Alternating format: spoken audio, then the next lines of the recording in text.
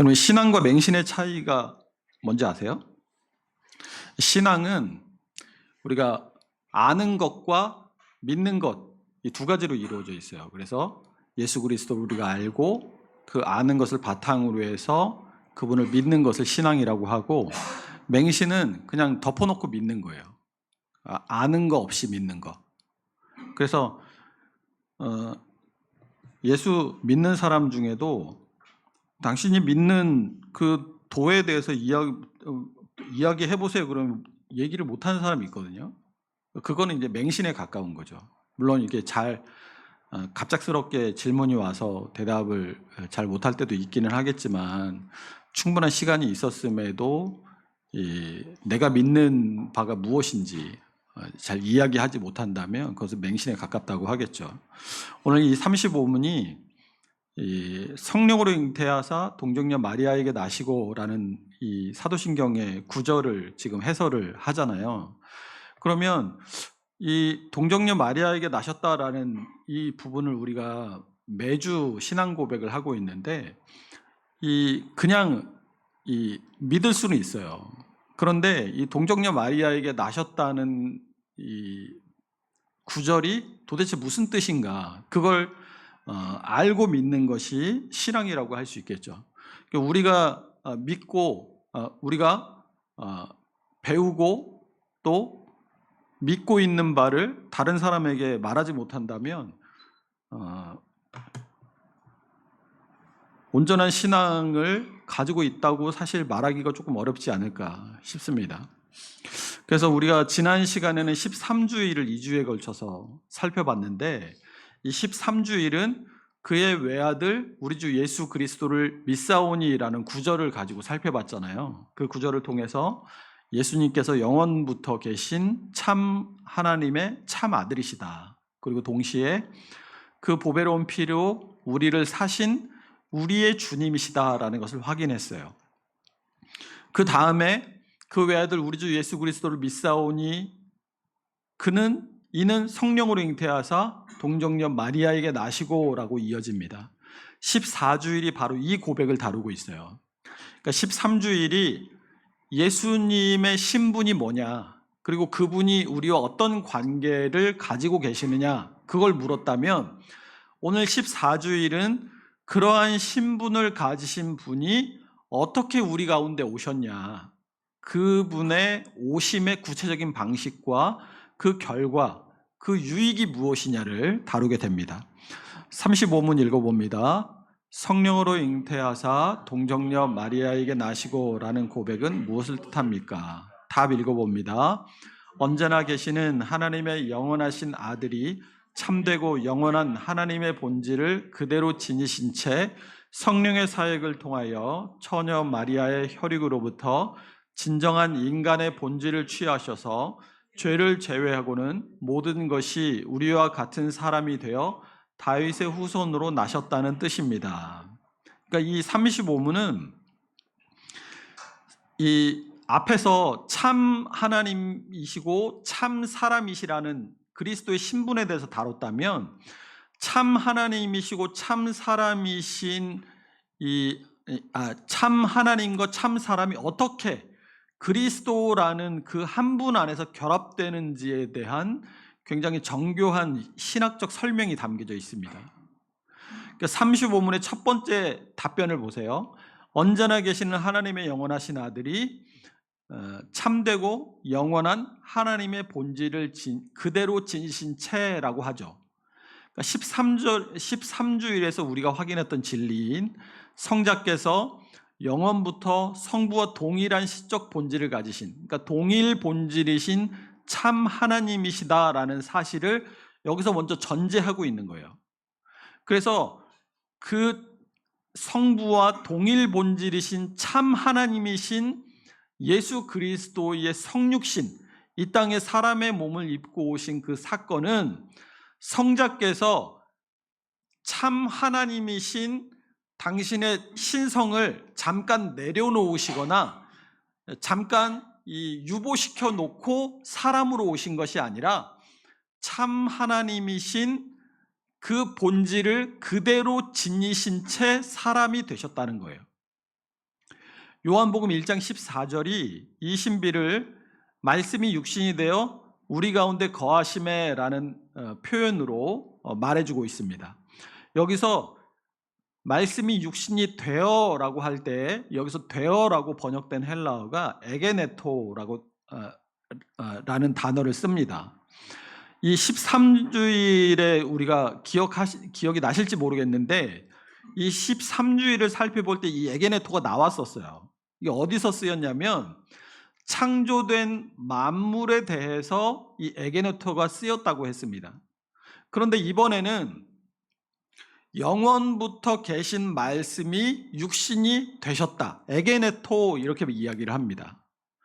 이것은 이 성자의 태초부터 성부와 동일 본질이신 성자의 신성이 변해서 육신으로 바뀌었다.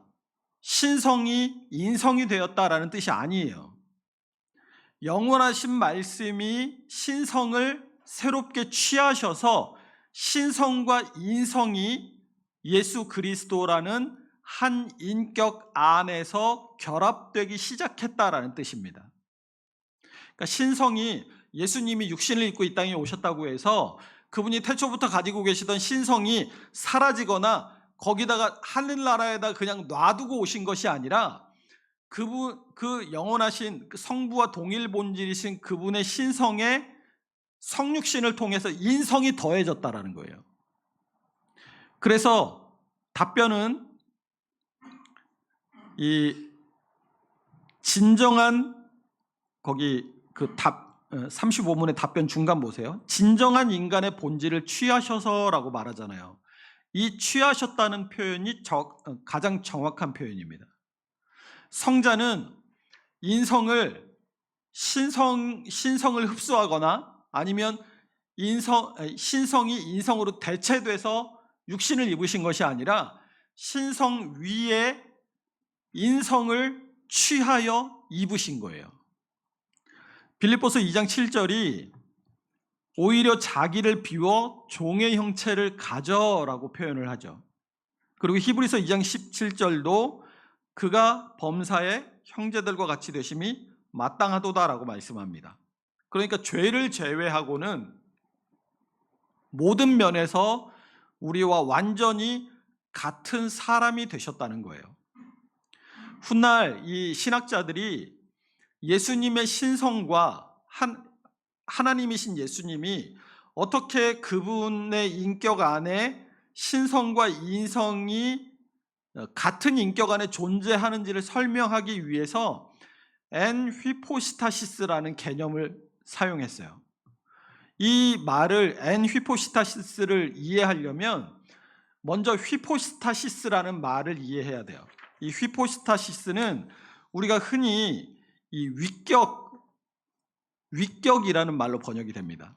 그러니까 우리가 그리스도를 연구하는 학문인 이 기독론에서 휘포스타시스라고 하면 위격, 그러니까 누구이신가를 가리키는 표현으로 이 휘포스타시스가 쓰였단 말이에요.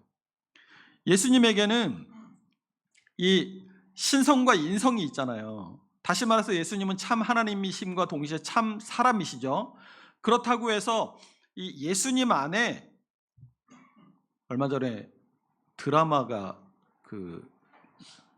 사랑도 통역이 되나요? 제목이 맞나 모르겠는데 그런 드라마가 있었는데 거기 나오는 여자 주인공이 과거 사건의 트라우마로 이 또 다른 인격이 어떤 사건이 생길 때마다 그 인격이 막 내재되어 있던 다른 인격이 튀어나오고 본래 인격은 어디론가 사라졌다가 또 괜찮아지면 또 이렇게 나오고 이렇게 이 야누스적인 이 존재 양식이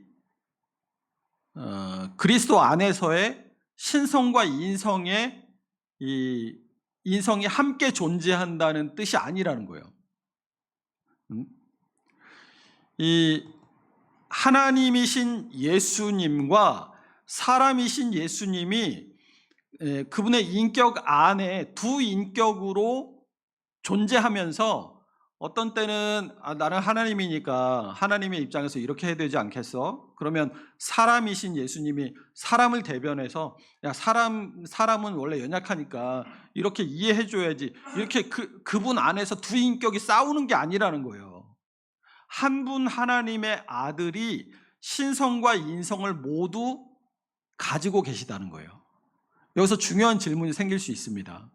그러면 예수님의 인간 본성은 누구의 인간 본성인가? 바로 하나님의 아들의 인간 본성이라는 거예요. 그러니까 예수님의 인성은 먼저 따로 예수라는 한 인간으로 존재하다가 나중에 하나님의 아들과 결합한 게 아니에요. 이런 주장을 하는 사람들이 뭐라고 얘기하냐면 보통 자유주의자들이 이런 얘기를 하는데 예수라는 이 다른 사람보다 신지식에 더 예민한 한 사람이 이 요한에게 세례를 받으러 물에 들어갔다가 올라오면서 하늘에서 이 하나님의 소리가 들리잖아요. 근데 그것을 어떻게 해석하냐면 이 요한이 주는 세례를 받고 물에 들어갔다가 나오면서 내가 이 구원자 메시아로서의 사명을 받았구나라는 것을 인식했다, 이렇게 해석을 합니다. 근데 그거 잘못됐다는 거예요. 예수님이 태어나서 사람으로 살다가 어느 순간에 갑자기 내가 하나님의 아들인가? 아니면 내가 메시아인가? 내가 이 일을 해야 되나 보다. 그렇게 해서 이 하나님의 아들의 성품과 결합한 게 아니고 예수님은 마리아에게서 잉태되는 순간부터 그분이 가지신 인성은 영원하신 하나님의 아들의 인성이었다는 거예요. 이것을 설명하는 말이 엔 휘포스타시스라는 말입니다. 이 엔이라는 말이 아내라는 전치사예요. 그러니까 위격 아내라는 말이 되잖아요. 쉽게 말하면 그리스도의 인성은 성자의 위격 안에서 존재한다라는 뜻입니다. 그것이 엔 휘포스타시스예요.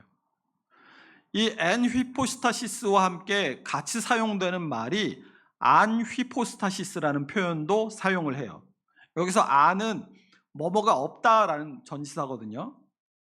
그렇다고 해가지고 이 안 휘포스타시스가 그러면 위격이 없단 말인가? 그런 말이 아니라 예수님의 인간 본성이 성자와 이렇게 따로 개별된 독립적인 인간 인격을 가지고 있지 않다라는 뜻이에요.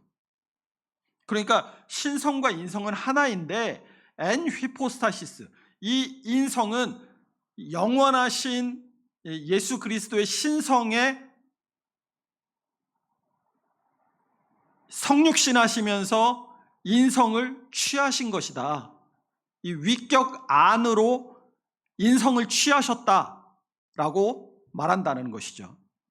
그래서 쉽게 말하면 이 하나님의 아들이라는 인격과 인간 예수라는 인격이 예수 그리스도 안에서 그 마음에 어떤 때는 신성이 튀어나오고 어떤 때는 인성이 튀어나오고 서로 대립하고 싸우고 동등하게 존재하는 게 아니라 하나님의 아들이라는 한 위격이 그 안에 참된 신성과 참된 인성을 모두 가지고 계시다는 거예요. 그렇기 때문에 예수님 안에는 두 본성이 있지만 두 인격은 아니에요. 신성과 인성을 가지신 분은 오직 한 분, 영원하신 하나님의 아들이십니다. 이것은 예수님의 생일을 생각하면 더 쉽게 이해가 돼요. 예수님이 베들레헴에서 태어나셨잖아요. 그럼 누가 태어나신 거예요? 하나님의 아들이 태어나신 거잖아요. 하지만 하나님의 신성이 태어난 게 아니라 누가 태어난 거예요? 하나님의 아들이 인성을 따라 육신을 입고 태어난 거잖아요. 그러니까 본질적으로 하나님의 아들이라는 본질은 달라지지 않는다는 거예요. 예수님이 십자가에서 죽으셨죠. 그러면 누가 죽으신 거예요? 하나님의 아들이신 예수 그리스도께서 죽으신 거죠. 그러면 신성이 죽은 거예요? 인성이 죽은 거예요? 신성은 죽을 수 없어요. 그러니까 신성이 죽은 게 아니라 그 한 분이신 그리스도께서 그분의 인성을 따라 죽으신 거예요. 그래서 그리스도를 이해할 때 우리는 항상 무엇인가와 누구인가를 구별하는 게 중요합니다. 무엇인가는 참 하나님이고 참 사람, 그러니까 두 본성, 완전한 두 본성이 계시다는 것이고, 누구인가 하는 것은 그리스도는 영원하신 하나님의 아들, 곧 한 위격이시다라고 이해해야 한다는 거죠. 이게 이 칼케톤 신조가 고백한 기독론의 핵심입니다.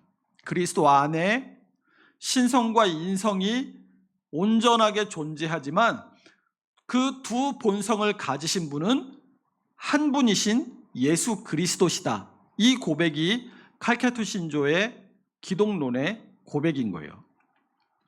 그래서 우리가 이 엔 휘포스타시스라는 이 용어를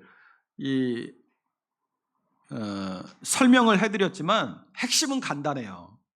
거기 칼케톤 신조 따옴표 같이 읽어볼게요.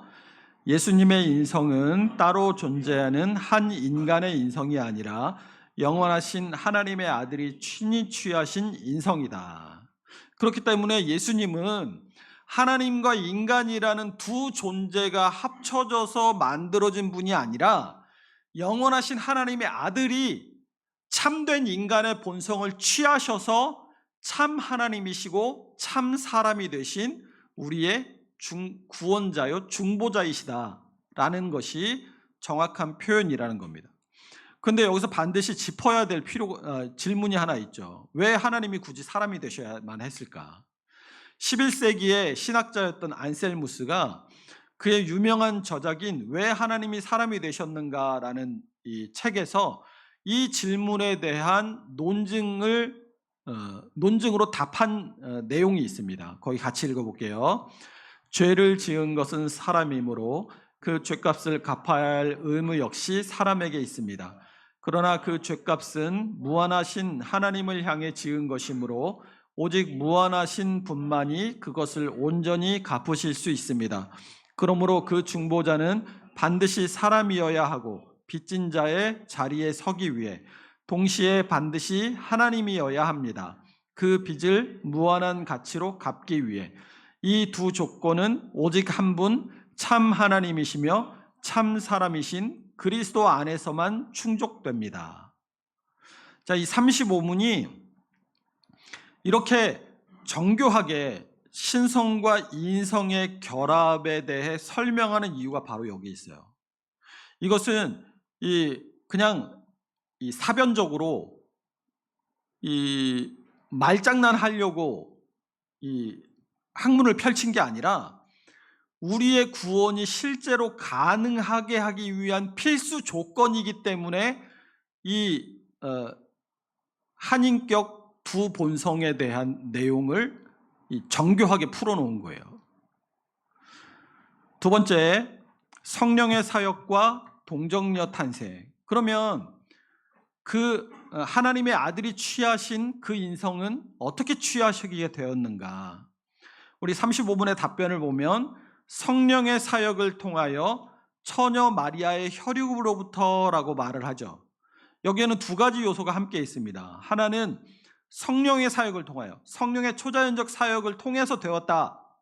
두 번째는 마리아라는 참된 인간을 통해 실제적 출생이 있었다. 두 가지를 이야기합니다.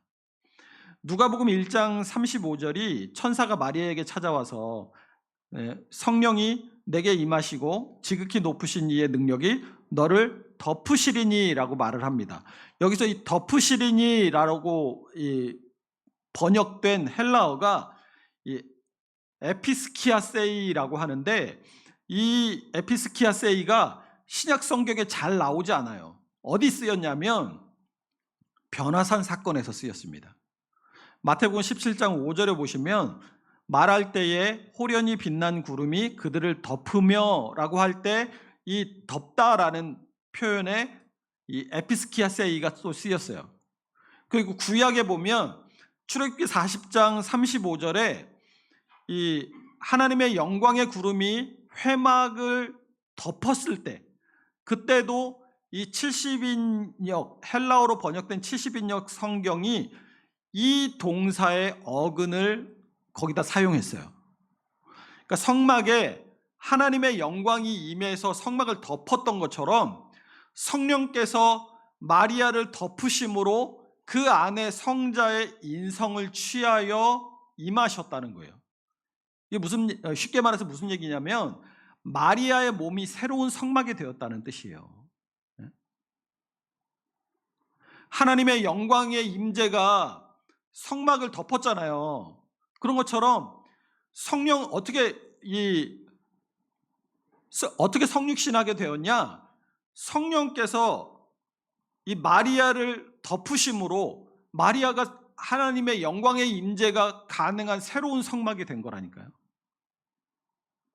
마태복음 1장 23절은 이 사건을 이사야 7장 15절에 성취로 설명을 하죠. 보라, 처녀가 잉태하여 아들을 낳을 것이요 그 이름은 임마누엘이라 하리라라고 합니다. 그런데 여기서 처녀로 번역된 헬라어 단어가 파르테노스예요. 여러분, 파르테논 신전이라는 말 들어보셨잖아요. 이 파르테논 신전이 이 그리스 여신을 섬기는 신전인데, 왜 파르테논 신전이라고 하냐면 이 고대 신들 가운데 이 처녀로서 이 뭐라 그래야 돼요? 처녀로서 저기를 했다고 해가지고 파르테논이라는 말이 붙은 거예요. 그걸 뭐라고 해야 되지? 그럼 넘어갈게요. 중요한 건 아니에요. 그래서 이 처녀라고 번역된 말이 파르테노스인데, 히브리서를 헬라어가 아니라 히브리어로 보면 히브리어 단어에는 알마라는 단어로 쓰였어요. 그러니까 이 알마라는 단어가 무슨 뜻이냐면 결혼 정년기에 있는 젊은 여성을 가리킬 때 알마라고 했습니다. 그런데 이 마태는 70인역이 이 단어를 이 처녀, 그러니까 동정녀를 뜻하는 파르테노스라고 번역을 했기 때문에 이 예언이 문자 그대로 처녀 잉태를 통해서 성취되었다라고 확증합니다. 그러니까 자연적인 인간의 생식 과정이 아니라 전적으로 성령의 초자연적인 사역으로 이루어진 잉태다라고 이해한다라는 거예요. 이 번역을 둘러싸고 있는 논쟁이 그 후에까지 굉장히 길게 이어졌어요. 2세기에 유대교 개종자였던 아퀴라가 히브리어 성경을 자기가 헬라어로 다시 번역하면서 이 처녀를 뜻하는 알마 대신에 이 이사야서를 이 헬라어로 옮기면서 이 알마 대신에 조금 더 이 중립적인, 그러니까 여성을 뜻하는, 젊은 여성을 뜻하는 네아니스라는 단어로 이 알마를 번역을 했어요. 왜 그렇게 했냐면 그리스도인들이 70인역의 이 파르테노스라는 번역을 근거로 해서 예수님이 동정녀로부터 탄생했다라고 말하니까 그걸 반박하려고 자기가 알마라는 단어를 헬라어로 번역하면서 파르테노스라고 번역하지 않고 네아니스, 젊은 여자, 처녀 아니고 젊은 여자를 뜻하는 네아니스라고 번역을 했다라는 거예요.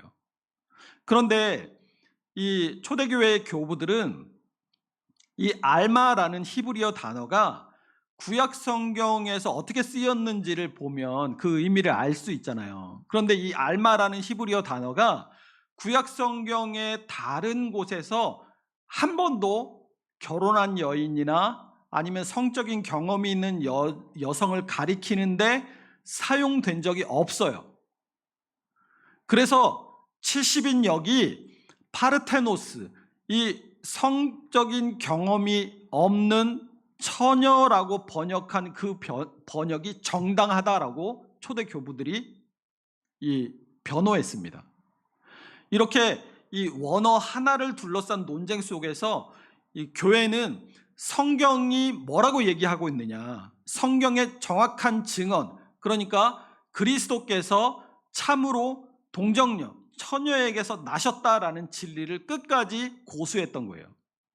그런데 이게 왜 중요하냐면, 만약에 예수님이 보통 사람처럼 생물학적 생식을 통해서 태어나셨다고 한다면 그분도 뭐가 있게 돼요? 죄가 있게 돼버리잖아요. 원죄의 영향을 받게 될 수밖에 없다라는 거예요. 하지만 성령의 초자연적 사역으로 잉터되셨기 때문에 그분은 인류가 모두 물려받아야 하는 이 죄의 유전, 그러니까 죄된 혈통에 참여하지 않으면서도 참으로 사람의 혈육을 취하신 참 사람이 되실 수 있었던 겁니다. 그래서 히브리서 4장 15절이 그분이 모든 일에 우리와 똑같이 시험을 받으신 이로되 죄는 없으시니라라고 말하고 있는 거예요. 그렇기 때문에 예수님은 우리와 똑같은 사람이 되셨지만 죄에 있어서는 우리와 전혀 다르십니다. 그분은 죄 없는 참 사람이세요. 이것이 우리의 구원에 결정적으로 중요합니다. 죄 있는 사람이 어떻게 다른 죄인을 구원할 수 있겠어요? 그러나 죄 없으신 그리스도께서는 우리를 대신해서 죄를 미워하시는 하나님 앞에 당당히 서실 수 있는 거예요. 3번, 다윗의 후손으로 나심, 이 언약의 성취를 이야기합니다.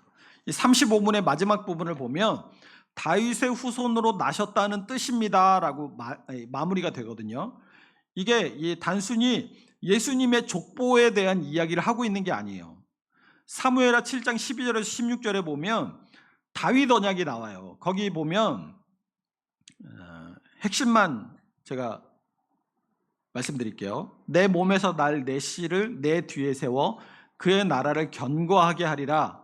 그 뒤에 내 집과 내 나라가 내 앞에서 영원히 보존되고 내 왕위가 영원히 견고하리라 라고 하나님께서 다윗에게 약속하셨죠. 그러니까 다윗의 후손 가운데서 한 분이 일어나서 영원한 나라를 다스리리라는 약속이었어요.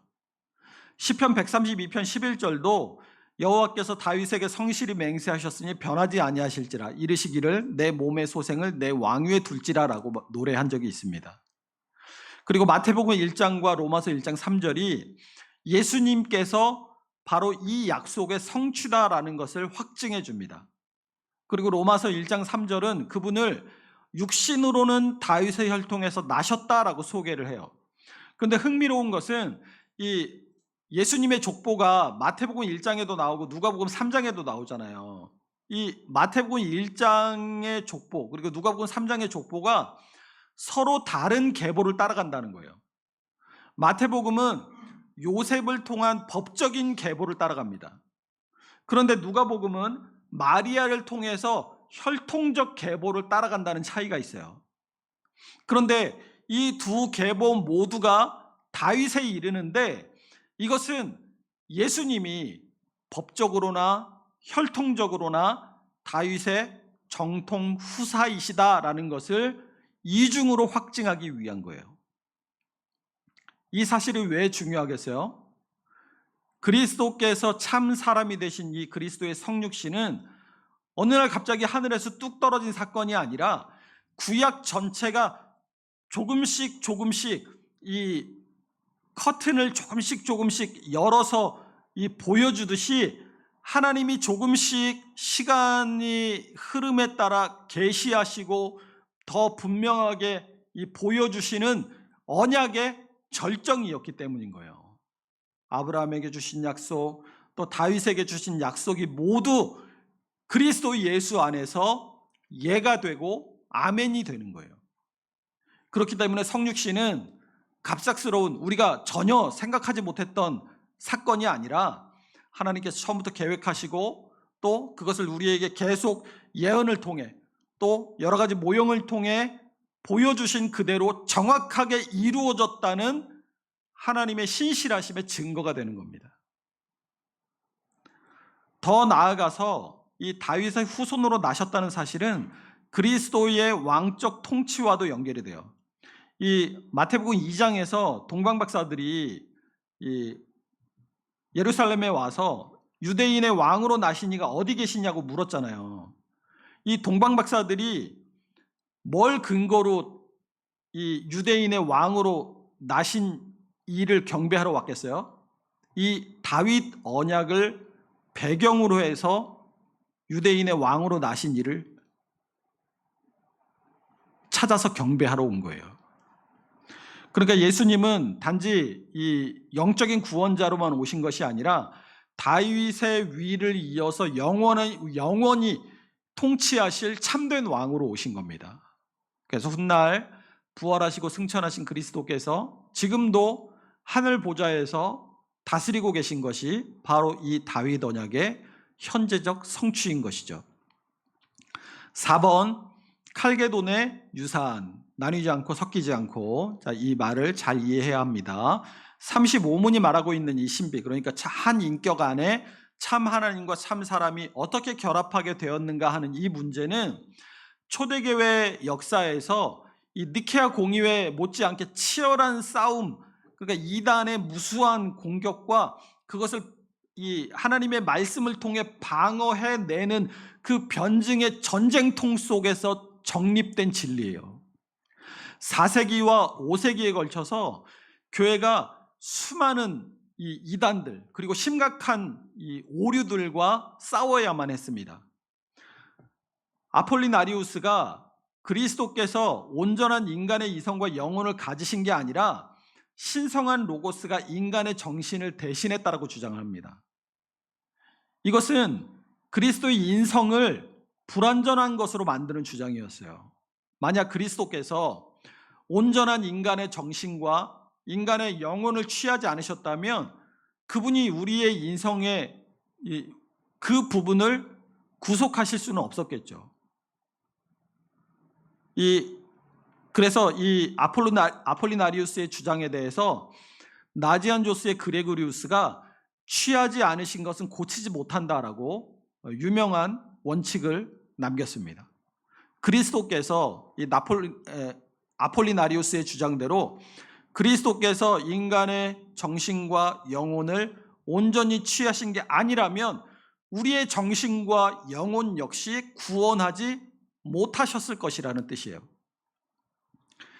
네스토리우스의 경우에는 조금 더 복잡해요. 이 콘스탄티노플의 이 총대주교였던 네스토리우스가 마리아를 테오토코스라고 불렀어요. 테오토코스라고 부르는 당시의 관행을 반대했습니다. 이 테오토코스라는 말은 하나님을 낳으신 분이라는 뜻이거든요. 근데 네스토리우스는 그리스도를 낳으신 분이라고 불러야 된다. 크리스토토코스 이렇게 불러야 된다고 주장했어요. 이 네스토리우스는 신성과 인성을 뒤섞지 않으려는 의도에서 이런 얘기를 한 거였는데 결과적으로는 그리스도 안에서 신성의 인격과 인성의 인격이 두 개의 인격이 따로 존재하는 것처럼 가르치는 결과를 낳게 됐습니다. 그것에 대해서 이 알렉산드리아의 감독 키릴로스가 마리아가 낳으신 분은 단지 인성만이 아니라 인성을 취하신 하나님의 아들이었다. 그러니까 한 인격이었다라고 주장을 하게 됩니다. 그래서 이 교회가 431년에 에베소 공의회에서 네스토리우스를 정죄하고 테오토코스라는 이 호칭을 확정했어요. 이 테오토코스, 그러니까 하나님을 낳으신 분이라는 이 마리아에 대한 호칭은 마리아를 높이려는 게 아니에요. 그리스도의 인격이 결코 나뉘어지지 않는다라는 진리를 지키려는 노력에서 마리아를 테오토코스라고 그 마리아를 향해 테오토코스라는 용어를 확증하게 된 것이죠.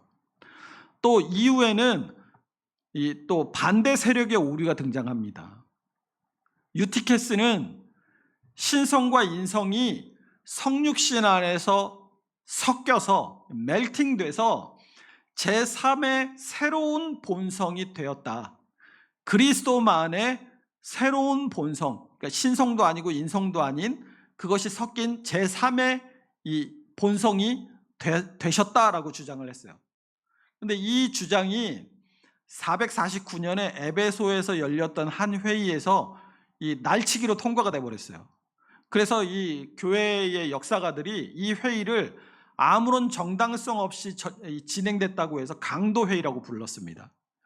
이 로마의 감독이었던 레오가 이 강도 회의의 결정에 맞서서 유명한 서신인 이 레오의 토무스라는 글을 보냅니다.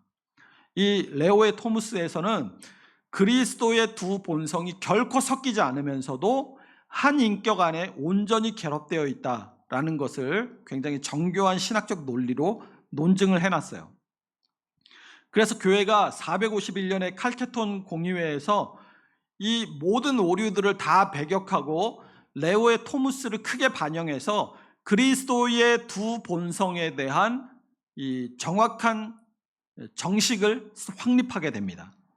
그래서 칼케톤 회의에서 이 확립한 정식은 거기 읽어볼까요? 그리스도께서 신성과 인성 이 두 본성 안에서 혼돈되지 않고 변화되지 않고 나뉘지 않고 분리되지 않게 계신다. 이렇게 확정을 합니다. 이 혼돈되지 않고 변화되지 않고는 유티케스의 오류를 겨냥한 것이죠.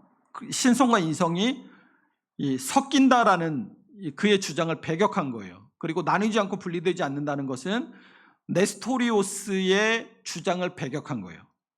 인성과 신성은 결코 나뉘거나 분리되지 않는다는 거예요. 그러니까 두 본성은 각각 온전하게 보존되면서도 단 하나의 인격 안에 완전한 하나로 결합되어 있다는 겁니다. 35문의 답변이 참되고 영원한 하나님의 본질을 그대로 지니신 채 진정한 인격의 본질을 취하셔서라고 말하고 있는 이 표현이 바로 이 칼케톤의 유산 위에 서 있는 거예요.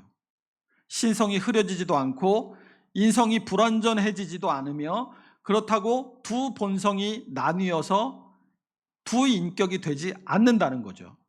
한 인격 두 본성, 이것이 우리 개혁교회가 대대로 지켜온 이 기독론, 그리스도론의 핵심인 거예요. 지금 설명드린 거 다 잊어버려도 한 인격 두 본성, 요거는 반드시 기억하셔야 합니다. 외우셔야 돼요. 교회가 이 한 인격 두 본성의 문제로 목숨을 걸었던 이유는 그리스도의 인성이 불완전하다면 우리의 구원이 어떻게 되겠어요? 우리 인성 전체를 구속하실 수 없겠죠. 만약 신성과 인성이 그리스도 안에서 나눠져 있다면 사람으로서 행하신 순종과 고난이 하나님이신 그분의 무한한 가치를 지니지 못하게 될 거예요. 나눠져 있으니까.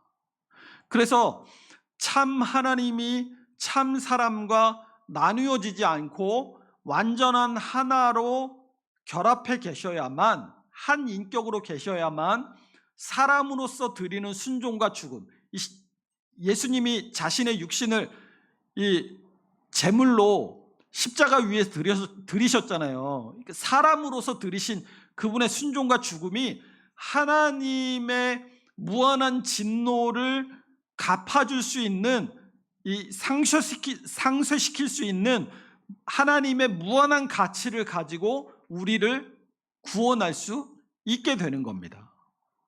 그래서 웨스트민스터 신앙고백 8장도 이런 진리를 고백하고 있어요. 거기 길어서 다 읽지는 않고 제가 핵심만 읽어드릴 테니까 나중에 읽어보세요. 성자 하나님께서 사람의 본성을 취하시되 두 완전하고 온전하며 서로 다른 본성, 곧 신성과 인성이 나뉠 수 없이 한 인격 안에 결합되었으니 이 인격은 전환되거나 혼합되거나 혼동됨이 없다. 앞에서 읽은 이 칼케톤 공의회의 선언과 크게 다르지 않죠. 자, 36문 읽어보겠습니다. 예수님의 거룩한 잉태와 탄생으로 우리가 얻는 유익은 무엇입니까? 우리가 이거 왜 알아야 되냐는 거예요. 답 읽어볼게요.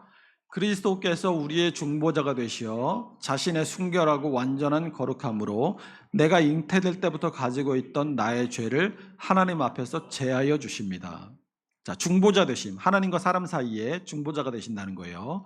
35문이 그리스도께서 어떻게 참 하나님이심과 동시에 참 사람이 되셨는지에 대해 설명했다면, 36문은 그 성육신의 사건이 우리에게 구체적으로 어떤 유익을 주는지에 대해서 다뤄요. 답변이 먼저 그리스도께서 우리의 중보자가 되시어 라고 말하잖아요.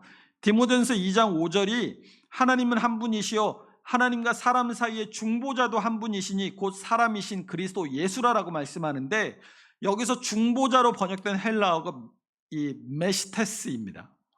이 메시테스라는 단어는 서로 다른 두 당사자 사이에 서서 양쪽을 화해시키는 자를 메시테스라고 불러요. 그런데 여기서 중요한 것은 그리스도께서 이 서로 다른 두 당사자 사이에서 양쪽을 화해시키실 수 있었던 것은 바로 그분이 참 하나님이심과 동시에 참 사람이 되셨기 때문이라는 사실이에요. 만약 그분이 하나님이 아니셨다면 하나님을 향해서 사람을 대변할 능력이 있었겠습니까? 반대로 그분이 사람이 아니셨다면 사람의 자리에서 하나님 앞에 설 수 없었겠죠. 그러니까 35문에서 확인한 진리, 한 인격 안에 참 하나님과 참 사람이 나뉘지 않고 결합해 계신다는 한 인격 두 본성의 진리가 바로 이 중보자 되심의 자격이 되는 거예요. 그러니까 우리의 중보자는 어떤 분이셔야 된다? 한 인격 두 본성을 가지신 분이어야 된다는 거예요.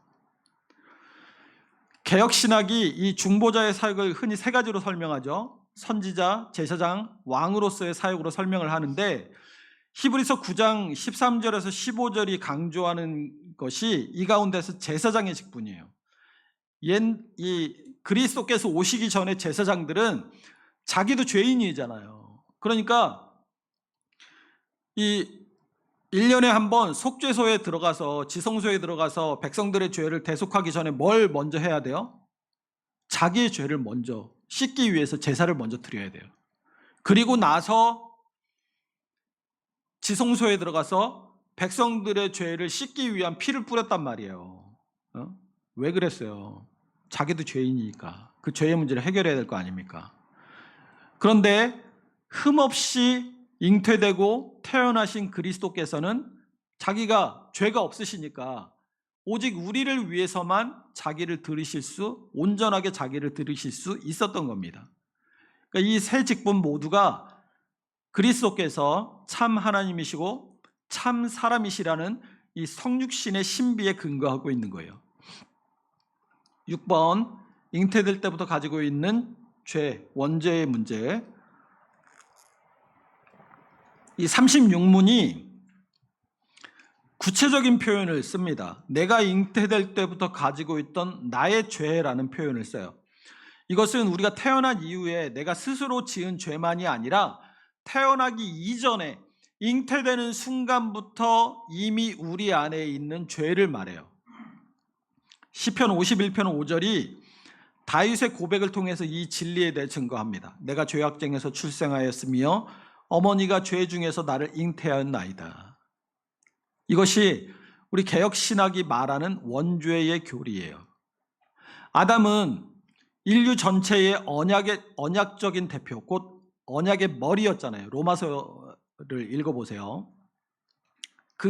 그래서 그가 인류 전체의 대표, 그러니까 언약의 머리였기 때문에 그가 범죄했을 때 그가 가지게 되는 죄의 본성과 죄의 책임은 모두 그 후손에게 전가되고 유전되게 되었어요. 언약의 머리였으니까, 대표였으니까. 그래서 로마서 5장 12절이 한 사람으로 말미암아 죄가 세상에 들어오고 죄로 말미암아 사망이 들어왔나니 이와 같이 모든 사람이 죄를 지었으므로 사망이 모든 사람에게 이르렀느니라고 말합니다. 그러니까 우리는 태어날 때부터 그 순간부터 이미 죄인이라는 거예요. 죄를 지어서 죄인이 되는 게 아니라 죄인으로 태어나기 때문에 죄를 짓는다는 거예요. 원죄가 이렇게 어떻게 부모로부터 어떻게 자녀에게 전달되는가에 대해서 교회 역사를 통해서는 두 가지 견해가 있어 왔습니다. 하나는 이 유전론이에요.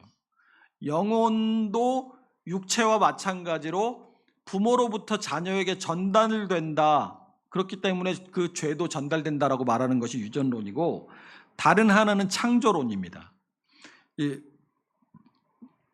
하나님이 세상을 창조하셨다는 그 창조론이 아니고, 하나님이 각 사람의 영혼을 그때마다 새롭게 창조하시는데 그 영혼이 죄로 오염된 육체와 연합됨으로 원죄에 참여하게 되는 것이다 라고 설명하는 거예요. 그러니까 교회는 전통적으로 이 원죄에 대해서 유전론 혹은 창조론으로 설명을 해왔다는 것이죠. 그런데 이 유전론을 따르든 창조론을 따르든 중요한 건 그게 아니고, 아담 후의 모든 인간들이 통상적인 출생의 과정을 통해서 예외 없이 이 원죄의 죄책과 오염을 함께 물려받는다는 거예요. 이 원죄의 교리가 5세기에 이 펠라기우스라는 사람에 의해서 심각한 도전을 받습니다.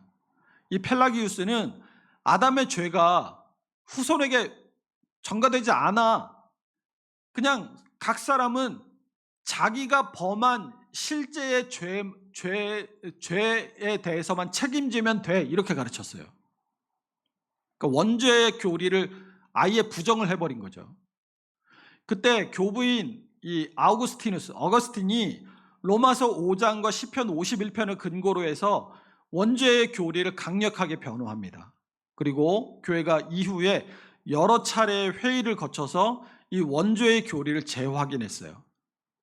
529년에 오랑주 회의에서는 이 반펠라기우스주의, 이 반펠라기우스주의라고 하니까 우리말 이게 이 반대하다의 그 반이 아니고 이 펠라기우스주의를 수정한 거예요. 그러니까 수정 펠라기우스주의, 이렇게 이해를 하면 됩니다. 이 반펠라기우스주의까지도 배격해요.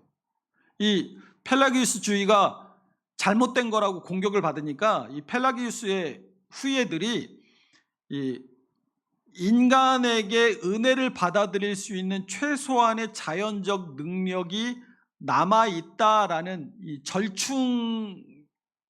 절충안을 꺼내거든요. 그런데 이 오랑주 회의에서 그것까지도 다 펠라기우스주의든 그것을 수정한 반펠라기우스주의든 모두 다 틀렸고, 인간의 전적 무능력 그리고 원죄의 보편성을 이 오랑주 회의에서 다시 한번 확인하게 됩니다. 그래서 웨스트민스터 신앙고백 6장도 그들로부터 통상적인 출생을 통해 나온 그들의 모든 후손에게 이 죄책이 전가되었다라고 신앙고백서에 명시를 하죠. 오늘 본문이 그리스도의 이 잉태를 통상적인 방식이 아닌 성령의 초자연적 사역이라고 묘사하고 있는 것은 바로 이 통상적인 출생을 통한 죄책의 전가로부터 그리스도만은 예외다라는 것을 보여주기 위해서 이렇게 설명을 하고 있는 거예요.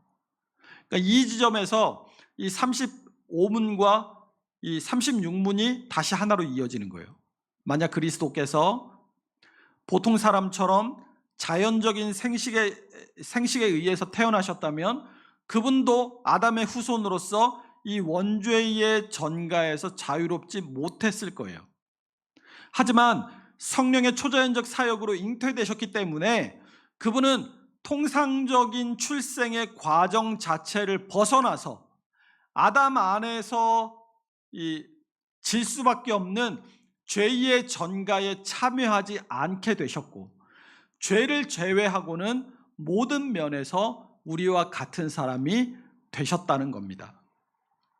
그래서 이 36문의 답변은 그리스도의 순결하고 완전한 거룩함이라고 얘기를 해요. 이 순결함은 그리스도께서 단지 이 죄가 없으시고 도덕적으로 흠이 없으셨다라는 뜻이 아니라 태어나실 때부터 이 원죄의 오염에서부터 완전히 자유로우셨다라는 뜻입니다. 그래서 히브리서 7장 26절이 그분을 거룩하고 악이 없고 더러움이 없고 죄인에게서 떠나 계시고 하늘보다 높으신 이라고 부르고 있는 거예요. 7번, 나의 죄를 제하여 주심. 이 전가의 교환입니다. 이 마지막 답변 36문의 마지막 부분이 하나님 앞에서 제하여 주십니다라고 표현을 하죠. 그리스도의 순결하고 완전하신 거룩함이 우리의 죄를 어떻게 제거하는 거예요? 신비로운 교환을 통해서 제거되는 거예요. 무슨 얘기냐면 우리 거기 고린도후서 5장 21절 있죠? 거기 읽어볼게요.